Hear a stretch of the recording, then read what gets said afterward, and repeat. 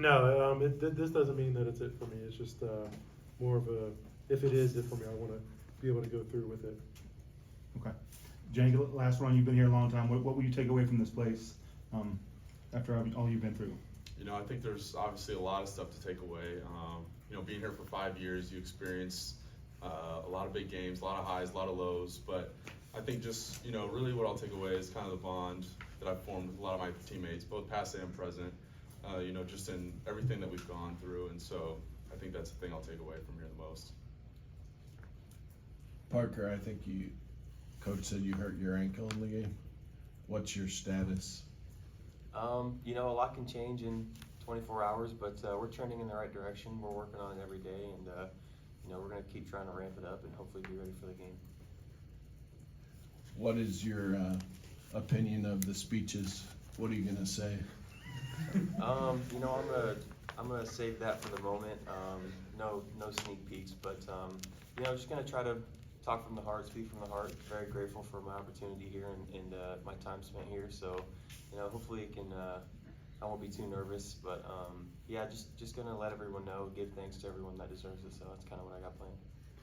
And for Hunter and Parker, both of you guys, do you remember your first conversation with Coach Self and kind of what led you here, and same for you? You guys remember kind of what that first conversation was like and how it went? Yeah, well, my first conversation was actually in high school when he had cut me from the USA team. And so that was my first conversation with him.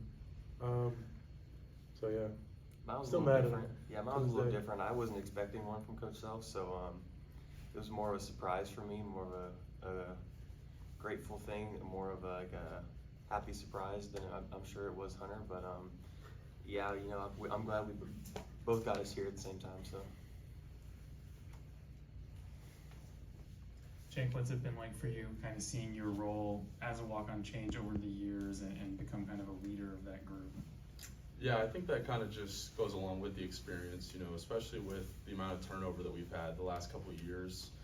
We've always had new guys coming in, cycling through, and so I think just my experience has led me to, you know, kind of just become a natural leader, just because, you know, I know what's kind of expected here, and I think just kind of carrying the new guys along and trying to, you know, get them up to that standard. Jake and Parker have about a minute left. What do you guys all think of the K-State rematch? It was a pretty emotional game in Manhattan, and they got you that night. What do you think of the rematch? Hunter? Oh. Yeah, I guess I'll speak on it. You know, we never like losing there, and so I think it's a really great opportunity for us, especially on senior night, you know, to kind of get that revenge. And so I'm really looking forward to it personally. I know these guys are as well. Just, you know, getting that revenge, because obviously, you know, it's a big rivalry in college basketball, and so, you know, it's one we kind of need to get back.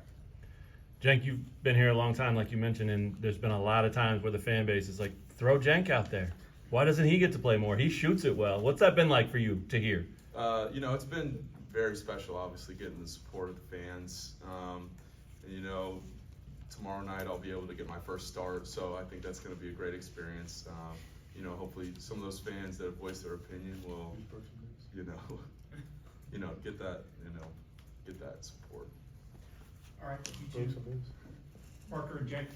Appreciate you Thanks, guys. fellas. Appreciate it. You did say you were guys going to get. You were going to continue get. with Hunter. If you need a couple We'll more see questions about it. for Hunter. Hunter, while they're walking out, what can you say about those two guys and your year as a teammate with them? It's been a ton of fun. You know, transferring, coming in from a new school, meeting a whole new group of guys. It's been really fun. Like, it's been better than I could have ever imagined.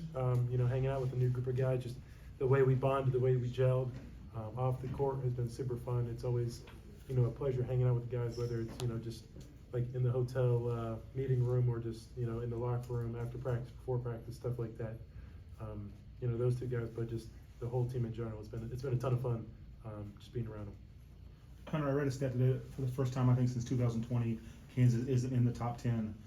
I guess maybe by Kansas standards it hasn't gone the way maybe a lot of people envisioned, and now you've reached kind of a point of the season where if you lose, you go home. What's the key moving forward for you guys? How do you take it just one game at a time, and what's the maybe approach now that you guys maybe look to be getting healthy? I know, yeah, and I saw that. I was like, damn. Once I got here, things just kind of went to crap. I think that mentality that, you know, we've kind of had, especially after the Baylor game, was kind of just like, you know, we just got to get ready for March because, you know, obviously I don't think we can probably, or statistically, or have any chance of winning the Big 12. We can still win the Big 12 tournament. But I think, you know, the NCAA tournament is the goal of every team in college basketball when the year starts. And you don't need to be a 1 seed or a 2 seed to win it. I think UConn proved that last year when they were a 4 seed and they just got hot at the right time. They were a team that had, you know, if not the most talent, one of the most talented rosters in the country. And they had, I remember because I had my podcast, so I was talking about college basketball, and I was talking about them back in, like, I think it was November or December, and how they had, you know, some hiccups and some down stretches where, you know, team or people around the country were kind of like, you know, like what happened to UConn, like they were a preseason top team and they kind of just they fell off a little bit. What happened? But you know, that talent kind of rose to the top eventually, and when it came time to where, you know, the games really mattered and you know, one loss and you go home, they were able to string out 6 in a row, and I think you know, that's something that this team is very capable of. And does this team have that confidence? I mean, you in the locker room, you see it every day. I kind of gained some more confidence today because I was going on Twitter and I saw somebody compare us to the Chiefs, and I was going through the comparisons. I think they compared Furphy to Rashid Rice. I will say I'm not the biggest Chiefs fan, Bills Mafia, but I know, yeah, it does hurt being here, seeing the Chiefs win. They luckily, thankfully, humbly compared me to Mahomes, which I appreciate. But then, like, you know, they just said how they were, you know, they had a little rough stretch during the regular season, and when it came time, when it mattered the most, they were able to pull off, you know, a streak of, I think, 4 wins, maybe 5 wins in a row in the playoffs, and now nobody cares about what they did in the regular season. They're Super Bowl champs, and so I saw that today, and that kind of inspired me a little bit. You talked about your experience working with Coach Self as a high school guy. How different is he then compared to now when you get to work with him every day compared to just a short spurt? It was pretty cool because I was in high school still learning from Coach Self because he was a college coach, and I was playing with a couple of college players, and so just getting a feel for kind of how college practices are run and kind of the speed and everything like that was really fun for me just to experience. And then getting here, I think it was great getting here as a senior because I had already had a lot of experience in college, and so I feel like I wasn't really easily rattled, or I feel like I'd seen and heard a lot from people, especially in terms of, you know, how they coach and stuff like that. So I think that was great for me because I came here kind of already seasoned and, you know, well adapted to handle Coach Self's coaching style. Because of the name on the front of your jersey, Kansas will never be essentially an underdog, but there'll be a few people not counting and counting us out, and maybe a lower seed in the tournament. Does that give you an edge, and is that something that you think this team will rise to, and particularly yourself, having that edge you need to bring out the best? Yeah, I mean, I think, you know, like that can, I think a lot of people do kind of like hope to be the underdog in a way because that kind of gives them like that extra motivation. I feel like for me, during my basketball career, there's been a few times where I actually have been considered the underdog, like in like relative games and stuff like that. So I do think that could add like a chip to our shoulder per se, but at the end of the day, we are Kansas, and I think everybody realizes that when they play us. I think, you know, definitely their 3-point shooters realize that when they play us, but I think that'll always bring out the best in other teams, but at the end of the day, we're Kansas. We have a standard of excellence here that we have to uphold, and I think we're going to try to do that moving forward. Hunter, can I ask,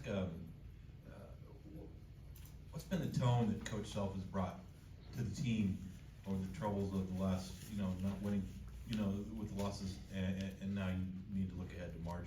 What sort of tone has he brought to you in his communications? Yeah, you know, after the loss to Baylor, he was relatively calm because, you know, he thought we had played pretty well in that game, and he said something really interesting. He was like, you know, losing at Baylor isn't, you know, the end of the world. It wasn't like a make or break for our season. That losing to Baylor wasn't the reason why we aren't going to win the Big 12. You know, losing games at West Virginia, at UCF, at Kansas State, at home versus BYU, those are the games where you kind of lose the Big 12 regular season. You know, games like BYU or games like Baylor happen where, you know, you play good, but you're on the road playing a team that's also playing pretty good. And you know, if a team's playing at home, it's always statistically harder to beat them. And so games like that happen. You know, those are kind of to be assumed. But I think it was kind of encouraging to see, you know, us play pretty well at full strength, even though we didn't win. And I think the good part about all of this is, I think one thing that Coach Self said that will benefit us in the March Madness tournament is that there are no away games in the March Madness tournament. I think that'll benefit us greatly because, record speaking, I feel like you take out those away games, we're pretty good.